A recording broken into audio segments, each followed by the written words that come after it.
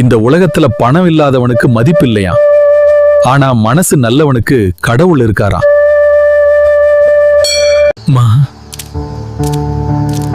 ஒரு பசிக்காரனுக்கு சாப்பாடு கிடைக்குமா?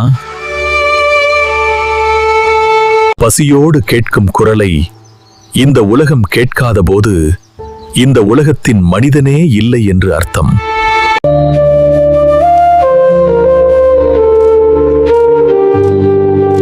தாத்தா, இங்கே வாங்க. என்னிடம் இதுதான் இருக்கு, இத சாப்பிடுங்கள்.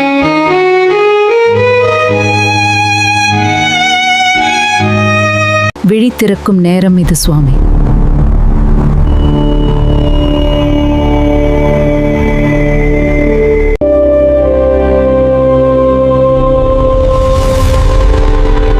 தர்மம் தான் கடவுள் தாயே.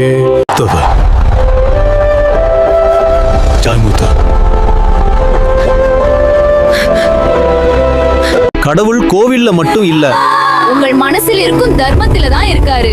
தர்மம் தான் கடவுள்.